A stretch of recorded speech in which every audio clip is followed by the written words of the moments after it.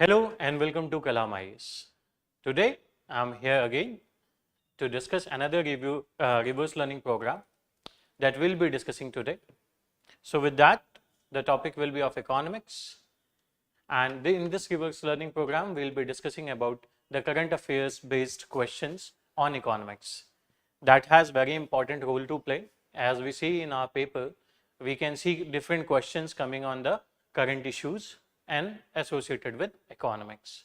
So today I'll be dealing with 6 questions, and in those 6 questions I hope you guys have practiced, and after writing the answers you must be curious about whether you have written it in a very well structured way or there are certain lacunas in your answers also.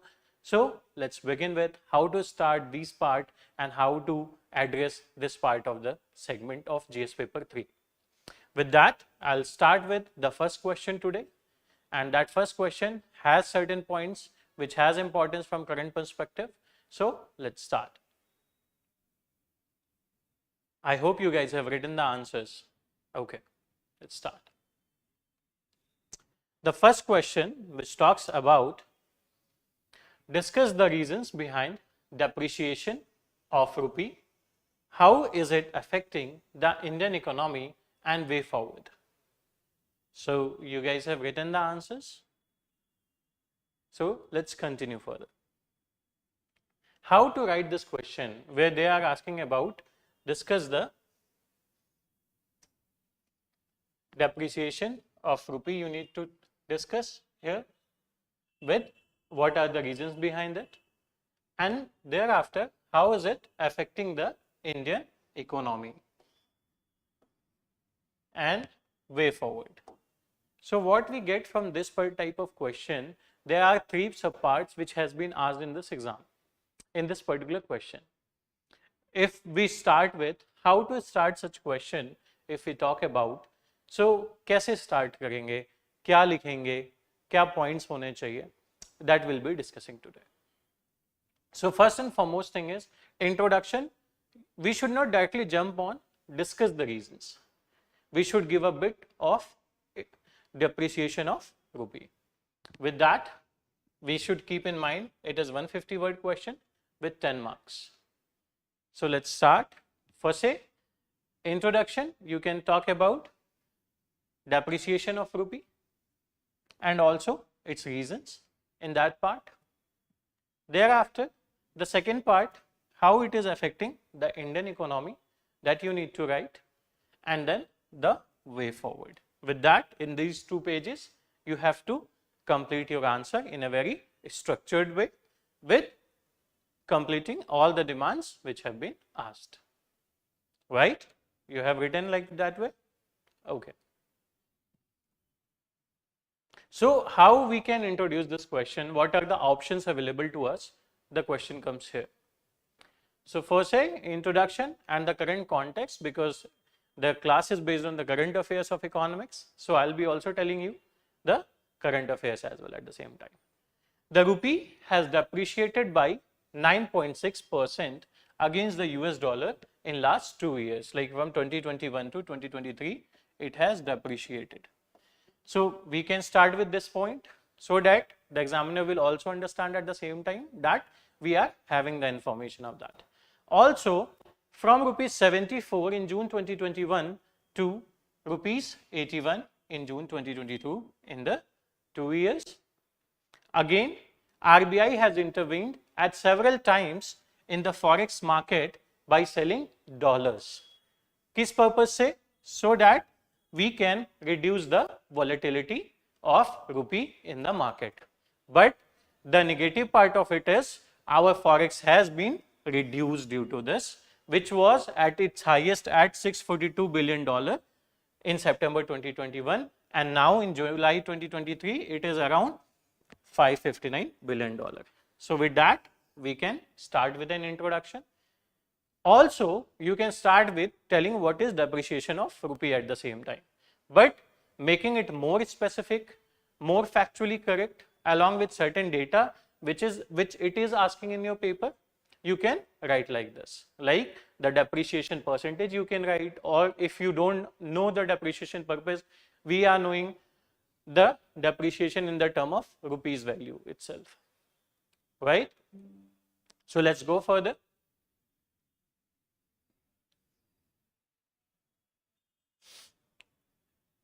Then discuss the reason behind depreciation of rupee. With this part, what we'll be doing? What is first thing which will come in your mind if I talk about why depreciation of rupee is happening? So definitely first and foremost thing which we read, which is very important, that is balance of payment. If we see into balance of payment, the current account deficit has increased. It was in the financial year 2022 was around $1.3 billion, and now it will be around in the financial year 2023 is $2 billion. So there is a slight increase or gap of $0.70 billion, which is raising the issue again. Then the dollar is getting stronger day by day.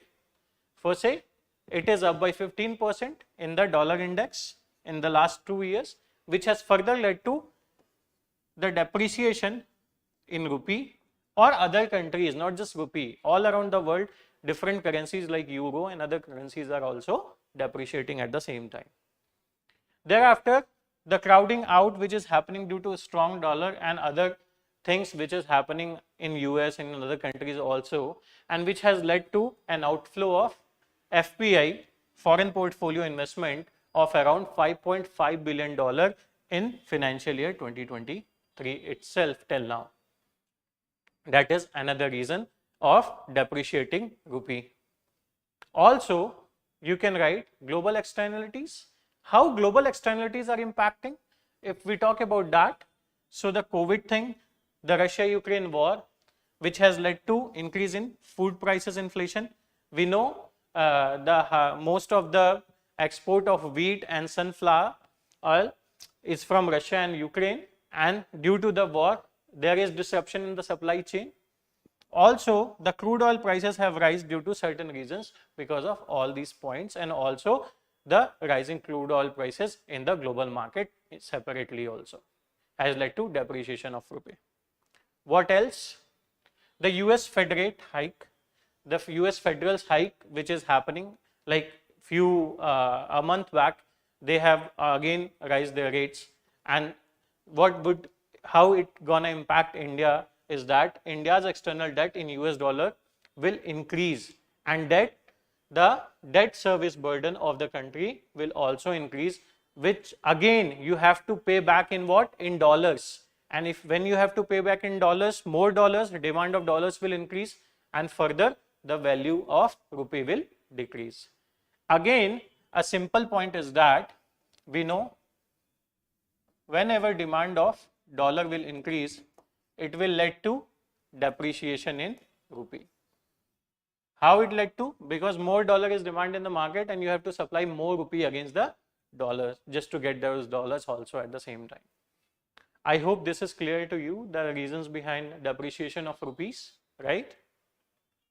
Now we'll be dealing with the second part of the question, that how it is affecting the Indian economy and what are the effects.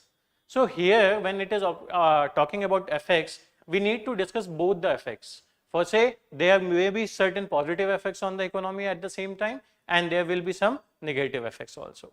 In positive effects, investment may boost in a longer period of time, because now the value of rupee has been depreciated, so they have to put in less dollar, they will get more rupees at the same time. Again, another point is certain sectors where export is there, export may benefit of those sectors. That will be a positive point here. So what are the negative points now? So let's start with the negative points. Imports क्या होगा? It will increase or will decrease? Definitely it gonna be more expensive. That will further higher the current account deficit. Why this is? Because India is a net importer country, and this will lead to rise in domestic inflation, because the cost of the prices, transportation costs and other costs will further give those effects to the finished goods and other goods also, commodities also. After that, Forex, I have just told you Forex has been reduced because your more payments in dollars will also increase at the same time, and also RBI will take certain steps to stop or to curb the volatility to a certain level, and that has given this Forex from $642 billion to $595 billion in July 2023 from September 2021. After that, the export part, export will be cheaper because the rupee has further depreciated, and this has helped many segments like IT, pharma sector, automobile sector. Their exports have gained due to this. So this is one positive point. What else? Inflation. If I talk about inflation, we have seen that in the financial year 2022, the CPI 6.67% was there, and again CPI is the parameter to check the inflation in the economy by RBI under the monetary policy framework. Then the another part is debt service and outflow of capital. With debt service and outflow of capital, definitely the debt service burden is going to increase. So the developmental work which country can do will be hampered at the same time. Also, the points are like higher debt service burden due to negative sentiments also, because what country is taking so much debt, it has debt responsibilities, and also with the depreciation of rupee, our credit rating may down in a longer period of time. This will further lead to another problem of investment going out or capital outflow का भी issue आ सकता है, that we have mentioned over here. So the first part we have discussed, reason behind the depreciation of rupee, and then the second part now we have discussed what are the effects of this depreciation. Now we'll be going forward to the third part, which is the way forward. If we talk about the way forward, so we might have seen at different places there are currency swap agreements between governments. For example, India and Sri Lanka has done so that the volatility of rupee can be taken in a systematic way, and that can be reduced to a certain level because the excess dollar can be utilized. Also, increasing the cap on foreign investment, which was earlier 5 to 15% and now it is around 24%. Here we can also write the capital account convertibility, partially making it more convertible at the same time, but not fully, because there are certain repercussions of that as well.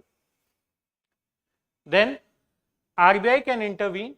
It has also intervened earlier by selling dollars in the forex market, right? What else? Restricting the short-term flow, which has led to the outflow of FPI at several times. हमने देखा है कि बहुत बार ये FPI जो foreign portfolio investment है, जो investments आती हैं, they outflow due to certain repercussions in the economy at the same time, and limit on the investments in the bond market. Then we should incentivize exports. That may help to reduce the gap between export and import. We may become in future the net exporter, not the importer. Our trade may get surplus if we incentivize exports, and decreasing imports which are not very necessary for us at the same time. Again, we need to diversify the channels other than the import things. For example, for crude oil, we are also working on clean fuel and energy. That will further reduce our dependence on crude oil. Also, there should be some research and development in food grains so that the productivity should be made better, and also the dependency on other countries can be reduced to a certain extent for making us self-sufficient in that matter as well. For example, one such example is Pusa Agar 16, which has been developed by IARI Pusa for pulses, arhar pulses or tur dal we can talk about. So we can put certain examples there in the way forward also. What next? Gradually take the measure to make rupee more flexible to absorb shocks due to volatility in currency market. So with this, you may write in a very better way, 150 words में लिख लोगे पूरा, and आपने लिखा भी है. I hope most of the answers you guys have written are almost of the same intensity, and in the similar manner you might have written. And if certain points you have missed in your answers, you can also write it down in your copy so that you can utilize those points. The purpose of this question is we are seeing so much news regarding depreciation of rupee. Also in the editorial parts we have seen at many places, like the depreciation of rupee, free falling of rupee at the same time to some extent. And also the RBI's role has been covered into it, how RBI tries to control the volatility at the same time. Clear to all of you the question? So next, what next? We'll be going forward to the another question. The second question of today's is, what do you understand by inflation targeting? Discuss the advantages and challenges of inflation targeting as monetary policy framework of Reserve Bank of India to achieve macroeconomic stability. Read this question again. So what it is asking about? It is asking about what? Inflation targeting. With inflation targeting,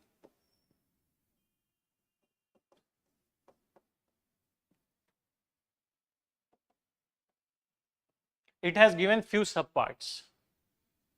First subpart is, what is inflation targeting? What do you understand by it? So you need to define it.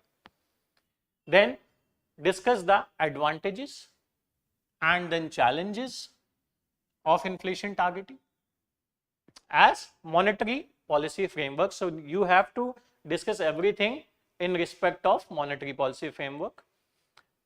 Then how it is helping to achieve macroeconomic stability, that should also be in mind while writing the answer. So the core theme of the question is inflation targeting. Simple and straightforward question. Why it has been asked? Because it was also in news. Why in news? Inflation was at higher side. We all know that 4 plus minus 2%. So inflation was at the higher side. That was more than 6% for 2 consecutive quarters. Even the last financial year, the inflation was around 6.67%. CPI was. So with that, how and what measures RBI take?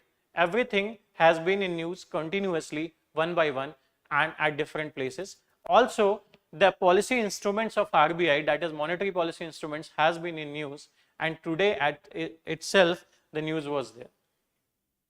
So let's move forward. How to write this answer? If we see the introduction, you can start with inflation targeting. If you have something in your mind, that's good. If you don't know things, that's quite okay. You can write it in a simpler way. Then the advantages, the challenges related to it. Further, the conclusion part. Since it's a 250 word question, we have 3 pages. We have enough space to utilize our creativity, and also the spaces we are filling in this answer sheet should be in a very crisp and very specific manner. Reason क्या है इसके पीछे? जितना आप specific लिखोगे, add on points को करोगे, you will get more marks. जहां आप generalize जाओगे, there are chances you will get less marks because similarity काफी आ जाएगी आप में और बाकी other aspirants में जो ये answers लिख रहे होंगे. ठीक है? So let's go forward. How to introduce such answer if I talk about? So we have certain points which we can mention. First, say inflation targeting is a monetary policy framework which a central bank, where a central bank sets an explicit target. We know what is this explicit target in our case for the rate of inflation, and adjusts its policy instruments such as interest rates like repo rate and other rates to achieve the target. You can also start like this. Then you can also add on with this. In India, section 45ZB of RBI Act provides for a monetary policy committee which determines the policy rate to achieve the inflation target. Also, further you can add on with, the Reserve Bank of India has set an inflation rate limit of 4% with a tolerance band of plus minus 2%. That is in between 2 to 6%. Simple, introduction simple है, specific भी है because you have mentioned everything which you need to mention. What do you understand by inflation targeting? Clear? ऐसे ही लिखा आपने भी? Okay, fine. You can also write certain specific points. For example, if for the 2 consecutive quarters Reserve Bank has failed to target the inflation perspective, so now they have to give certain justification, and what further they will do, they need to also give that as well. So introduction is done. Now, what are the advantages of inflation targeting? What are the advantages of this explicit target that you need to mention? With that, we can start with, it ensures transparency and accountability. How it ensures? Because the target is explicit. For say, the explicit target of 4 plus minus 2%. Again, it has been legislated, so legislative backing is there. So definitely it makes RBI more accountable at the same time. And if fails, RBI need to tell why and what measures RBI gonna take to take it within the limit. Then the second thing is, the inflation targeting under monetary policy framework of RBI is flexible inflation targeting, which has given a passage of 4 plus minus 2%.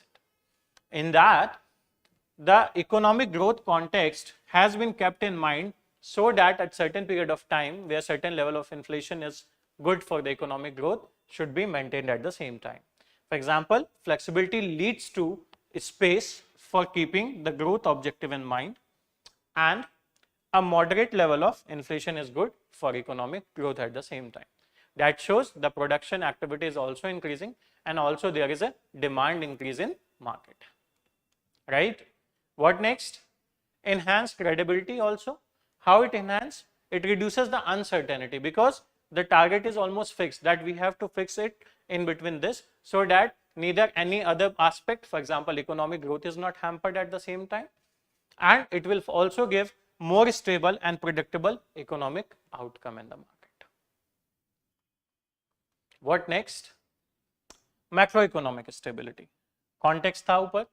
We need to mention it because the context is also there, and also it is being done for the macroeconomic stability in the market.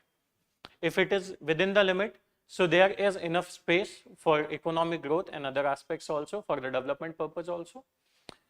Then what it will do with long term and medium term targets, long term monetary policy can be made which will be good for a sustainable economic growth. For example, in the June, RBI didn't increase the repo rate.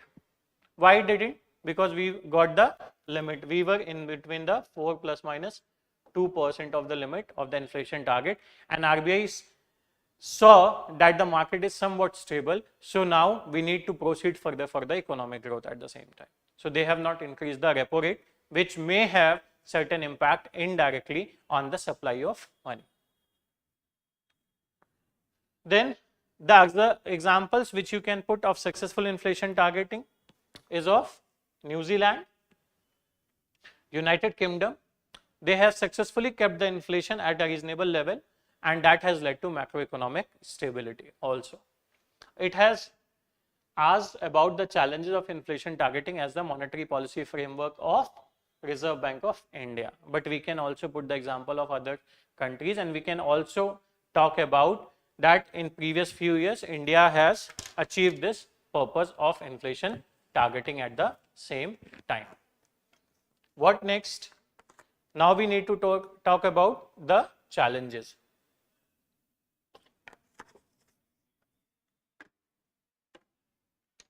With those challenges, what you have written in your answer, that is more important.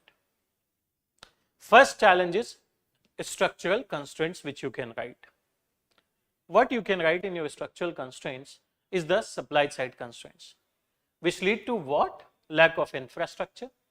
Transportation costs will increase due to certain constraints, and that will further make the inflation targeting scope or aim bit difficult, because the inflation will be higher because of all these. You need to pay more for that.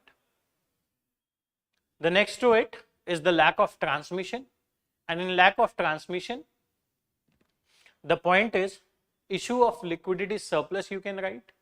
Also, the risk aversion by banks, weak credit demand in the market, which has limits the effectiveness of the policy instruments which RBI utilizes for targeting the inflation. I hope you got the point.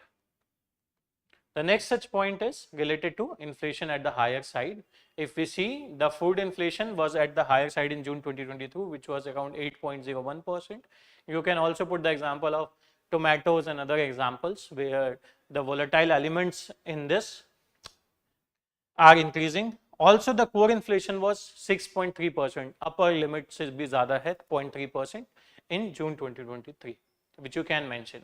So, with these, the targeting of overall inflation is bit difficult and challenging at the same time. What else you can add into this answer? The exchange rate volatility, rupee is depreciating, imports are getting expensive, that will also affecting the capital flows, and the exchange rate, that is another issue with it. You can write all these points in the challenges and that will definitely reach your answers. You have written these points? Okay. Other points, if we talk about, other points are, just give me a minute, higher input cost due to rise in prices of global commodities. See, so many things we import to assemble, and if the prices of those commodities will be increased, so definitely the overall price will also increase at the same time. Then again, the socio-economic impact, the impact on spending, high inflation is there, demand will also decrease at the same time, and at the other places also they need to pay more for particular goods. So definitely there will be so many socio-economic impacts on the people at the same time. So we have written the challenges, we have written the advantages. Now next to what? So with that, we need to give certain conclusion so that will benefit our 0.50 marks to 0.25 marks, and with that we can write certain things like conclusion about the challenges, because in the last they have asked about the challenges, so we need to tell how inflation targeting can play a vital role for achieving macroeconomic stability in the economy at the same time. So with that, despite the above challenges, inflation targeting can be an effective tool for achieving macroeconomic stability, and its implementation requires a careful consideration of its benefits and limitations in the context of India's economy. We need to be very careful with that, and the framework will enhance the transparency, accountability and credibility of central bank, which will further help in keeping inflation in permissible limits with lower interest rate, that will further help into economic growth of the country. Then I hope this answer you have written in 250 words. You have enough space for your creativity also, and the points you have not added, you can take those points from here also. What next? The third question. Do you agree that goods and services tax has been a success in the reforms, in reforming the indirect tax system in India? Support your argument with suitable example. The question is 150 words with 10 marker, and it is asking, do you agree whether GST is a success? So, do you agree? How many of you agree with that GST is a success?